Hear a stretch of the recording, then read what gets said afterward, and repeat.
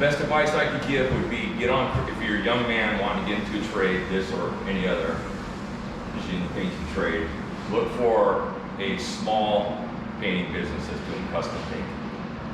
And call them up and say, hey, I want to learn this trade.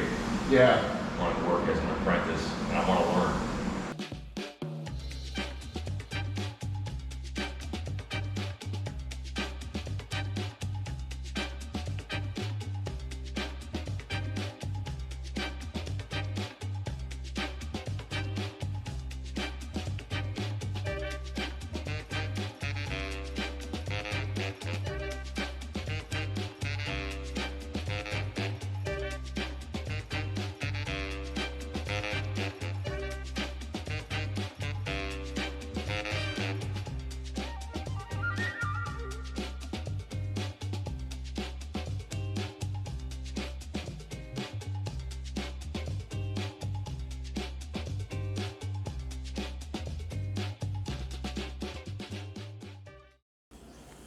Guys, full disclaimer, I think the camera guy was drunk today, so don't judge me.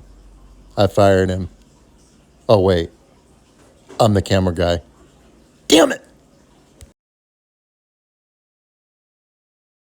So anyway, yeah, so I just, out of luck, ran into this guy doing the staining of the staircases. How long have you been doing this? I started painting when I was 12. I'm a third generation painter. I don't know if that's something to be proud of or not, but that's pretty cool. My grandfather and his sons, my uncles. Okay. And I started going to work with them when I should have been in school. Right. Around the age of 12. Started painting full time at 16. Wow. At 16, I was making $100 a day in the 80s, which was good back then. Heck yeah. I thought I had it made. Oh yeah, and I probably thought you knew everything. Thought I knew, of course. I knew everything and I had it all. But little I realized that the money wasn't going to get much better for a very long time. Yeah. At that point. Was it hourly or piecework? Mostly hourly back then. Was it? Yeah. Okay. 12, 15 an hour. That's how mainly, back then piecework wasn't as big as it is now, right? Right. Is yeah, it piecework rarely now? saw piecework back then. Is it piecework now? Yeah, this is piecework. Yeah? Oh, that's cool. Okay, so I'm taking up his time then. So he's gracious enough to give me this interview. I got that. Yeah, so it's funny because I asked a lot of people about that, and a lot of the older guys in the trade started when they were young, like really young. Yeah. And I wonder, what do you think about like the newer generation coming out now? I know we're really short-handed. Do you think there's any interest in getting into trades anymore? From what I've seen from American kids. Yeah, American kids I'm talking about. No, they don't seem to have a grasp on it. But I think a lot of that comes from what their parents are doing. Right. Not instilling that work ethic in them. If they have a parent that's into trades, they're more likely to get into it, I would guess. But no, it seems to me, maybe that's an old guy saying this, but the work ethic doesn't seem to be there like it used to be. Yeah. Yeah, I see that a lot too. My daughter, she's 10, and it's like I find myself, saying, well, if you clean your room, I'll give you $1. Right. And I was having a conversation with a guy the other day, and he's like, we didn't get paid $1 if we cleaned our room. It was like, you're going to clean your room because that's your responsibility, right? Right. It's like that, you don't get paid for that. Like, It's like us, if we don't take care of our house, it goes to shit. It's not like somebody's going to go, no bribery involved when I was a kid. Yeah. Yeah, so it's clean like, your room or else. yeah, or else you're going to get a whooping, basically. Yeah, exactly. Yeah, so what, are you Arizona native? No, I'm a San Diego native. San Diego. That's where I grew up in the trade, was in San Diego. Working out of La Jolla, Del Mar. Beautiful. Those areas most of my life. I moved here about 6 years ago. Okay. You like it so far? I really don't like Phoenix. No? Want to go back or? Yeah, I can't afford to. Oh, I know. The prices are insane. Yeah. I had a successful painting business in San Diego for many years, owned a home and lost everything in the divorce. Oh, yeah. And decided to get out of there. Would you say that as far as being in the trades, is it similar here versus there, or is because I know there's a lot of it's a lot different here because there's so much so many track homes going up. It's And all you just don't have mostly that. production orientated work, whereas in San Diego it's all mostly custom Right.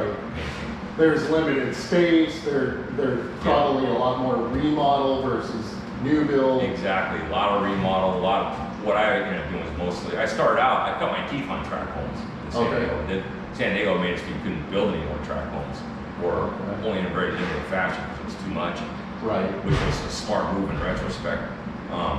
But yeah, mostly custom high-end painting, which is way different ballgame than this kind of thing. So you paint anything, not just stairs, you do walls and I everything. started out painting for many years and evolved into finishing. Do you think that this is not something where somebody starts here, they start in painting, I probably think- something more forgiving? I think you should start in painting. Yeah, If you're finishing, you should know how to paint. To me, they go hand in hand, but nowadays it doesn't seem to be the case. People are doing just finishing, and that's where they start, which is learning how to finish. you said that earlier, I was asking you that you guys are short-handed. Do you think that that is due to people not wanting to get into trades, or do you think that's, yeah, Yeah, for sure. Everybody wants to sit at home, stare at their cell phone. right, yeah, they don't, yeah, I always tell Yeah. my daughter, you know, hey, go touch grass. Yeah. She's like, what do you mean, Dad? I'm like, go outside and touch the grass. Mhm. You've been inside on the couch, that's not gonna happen. Right. Go outside and play. It's definitely different than Yeah. how we grew up. And then the other thing is too, is the heat. I'm sure you probably noticed that in the That's- 6 years. My biggest issue with painting. We're not getting any younger, are we? No. Yeah. Yeah, Coming from San Diego, that's why I don't like it here. Is the heat. right. And then they say, come here, it'll be a dry heat, and now we're hot and humid. Yeah. So that's fun. Yeah, That's I've fun. noticed that. That Because is I'm a native Arizonan, and it wasn't this humid growing up. same thing happened in San Diego. It started getting really humid the last 10 Did years it? I was living there. And the heat's going up there too, right? It is. Yeah, I noticed that. We were in California for a Disneyland trip, Mhm. and we weren't in San Diego, obviously, Uh-huh. but the humidity, I was like, man, like even inland, you know, because I mean, obviously on the coast, you Yeah. can feel it, you know, but even inland, like at the park, you know, 90, 95 degrees and humid. Yeah. What the hell? It's worse than here in a lot of cases when it's that humid. Yeah, it is. It starts getting humid here, it's going to be unbearable. Yeah. Stays I know. So what kind of like tools, as far as like, if somebody wanted to get into this, and you're saying start off just painting in general, like when they do that, do they start off like painting interiors, exteriors, all of it, or? I would suggest, if you want to get into the painting or finishing trade, that you find an older painter who's maybe running his own business, wants to teach somebody how to, That's really the only way in, wants to right? apprentice somebody. No, I think there's other ways in nowadays, especially in production. They're hiring just about anybody. Are they? I find that don't really know what they're doing, and it's kind of on-the-fly training, which is fine. But if you really want to learn how to do the trade right, you got to find some older guy who's been doing it a long time, really knows what he's doing, and learn from him. And he's gonna save you a lot of heartache by teaching you little tips and tricks, right? Yeah. That's kind of like how it is with what I do. Yeah. There's like things that I learned like year 5 that I'm like, dude, if I would have known that year 1, oh man, I would have been better at it. You know? Yeah. And Yeah. as far as finishing goes, there's a lot of finishers that don't know how to paint, but most painters know how to finish. Okay, that's weird. Yeah. Huh. Because painting and finishing kind of go hand in hand, but nowadays, especially during all production, a lot of people just know how to finish. But another way to get into the business is maybe go look for a cabinet shop or something that's hiring, and they need preppers. Oh, for yeah. finishing cabinets, that kind of thing.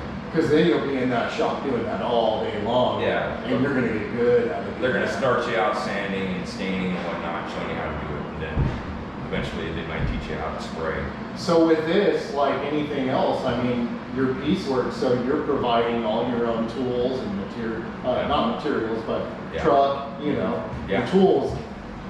When it comes to materials, are they providing all the materials, or is there, I mean, obviously probably tape and little things. Mostly all materials. All of it? Well, that's good. Yeah. What's like a rig to get set up in this type of business cost? Well, quite a bit, I'm sure. I use a Airless sprayer, and I also use HVLP, Oh, okay. which is a compressor in one of these. Oh, that's cool. HVLP is what they use to spray cars. A lot of finishers use these because they're a little more flexible than what's And called durable, it looks like. It probably yeah. holds up. durable enough. Yeah. But I don't know if you're familiar with what an airless sprayer is. What they use to spray these houses is called an airless. It works off hydraulic pressure. Okay. It pumps the paint with a piston through an orifice, which sprays it onto the walls. Is that what they're using for the exterior out there right now? Yeah, that's called an airless sprayer. Works on hydraulic pressure, whereas this is a conventional spray gun. Strictly air pressure. The paint drops down, gravity fed through an orifice, and air pressure atomizes it. Okay, gotcha. Yeah. And that's better for smaller stuff like this? Yeah, when you're doing small detailed stuff, Yeah. that can be better. Okay. Spraying stains and lacquers. Outside, they just spray and go, huh? That Oh, thing yeah. is like a freaking rocket blast coming out of the end of that thing. When I first moved here, I was doing what those guys were doing. Were you? I was spraying these houses. And then I found out about a staircase company. And I stopped doing that and switched to this. You were probably like, yes. Well, that is physical, but this is no walk in the park either. Up and down the stairs, right? Yeah, yeah. And then marble guys come in and hassle him all day, you know? Yeah, Hey, can I bump into your shit with my panels? Yeah, Yeah, that's crazy, man. Up and down stairs. Well, I did electrical for a little while. It's the same thing, up and down a ladder. Yeah. You don't think about it, but it, you know, as you get older, that up and down, you start feeling it. You come home, Yeah. you're Actually, I'm grateful for that. It keeps me in shape at my age. That's true. Yeah, Wasn't that's for better working, than sitting on our ass. I'd be in bad shape if it wasn't for working. Yeah. Yeah. Yeah, it's good exercise at least. And I see you got a cool, like, little fan swamp cooler set up down there, so that helps a little. Yeah, that's not effective when it gets humid like we were talking about. Right, or when we're upstairs and not near it. Yeah, yeah. That's cool, man. So what, would you recommend somebody getting into this sort of thing, or painting, or in general? Yeah, if you're interested in finding a trade job, there are worse things you can do. But it's all about who you're working for, what you're doing, and who's teaching you. Finding the right person to work for that wants to actually teach you the trade. Right. This trade, and I would imagine other trades, if you're working for the right person, it could be a good thing. Yeah, Yeah. of course. I was lucky that I had a family that got me involved in it. And no student debt, right? Right, no student debt. No student debt. Yeah, that's a big plus. Yeah. Yeah, and you know, my goal was to own my own business, in which I ended up doing, and quite successfully in San Diego for quite a few years. Nice. Obviously, some things happened, and That's probably a lot of, it's probably rewarding, but a lot more work goes into that than people realize owning your own business. yeah, a lot more. It can be very stressful because it's all on your head when things go wrong. My parents have a landscaping business, so yeah, and I started doing that at 12, so Yeah, I know what that's like, man. They drag you out there, but they do teach you work ethic by doing that. yeah. And it's like, I've thought about how do I do that with my daughter, because I'm not going to bring her out, and now we're obviously installing marble, Mm-hmm. you know? So it's like, I've tried to do stuff around the house to incentivize work, but Right. it's a little different with it. You know, maybe if I have a son, then I can bring it out. Right. You have siblings? No. No? No Oh, that's siblings. Only child, so is my daughter. Yeah. Yeah. I have one brother, and he's the one that got me into doing marble. Yeah. Yeah, when I was 18 out of high school. So Yeah. I think looking back at it, I agree with you. It comes down to finding somebody to teach you. I had my brother, you had your Uncles, family, my grandfather, yeah. someone to teach you. But again, you know, nowadays it's like finding that person. I guess it takes a little bit of drive as a young guy to be like, hey, I'm 18, or you know, hopefully you graduated high school. I'm 18 and college isn't for me. I don't want $100,000 in school debt. Yep. Best advice I could give would be if you're a young man wanting to get into a trade, this or any other, machine painting trade, look for a small painting business that's doing custom painting. and call them up and say, hey, I want to learn this trade. Yeah. I want to work as an apprentice, and I want to learn. Use that word. I want to learn this trade. Yeah. And I think that might go a long way. If somebody is not interested in that, then that's something you should be working for. Yeah, exactly. Because there's a ton of companies that are pumping out this kind of work right now that they're not really interested in teaching you so much. They just want to get They just want bodies out there. They want bodies out there. What do they call it? Throwing shit at a wall to see if it sticks. They'll teach you just what you need to know to do a specific task, and that's it. And if you hire 10 and one works out, hey, you got a new guy. Yeah, exactly. You know? Yeah. I find that it seems like companies are having a harder time firing guys than they used to. Because there's not enough people. Yeah, it used to be you start screwing up, and you know the boss is gonna go, hey, what's going on? Yeah. You're replaceable, buddy. You know. That's very true. You don't It's a hear lot those easier to words. get fired. Yeah, I don't hear the word replaceable very often. Yeah.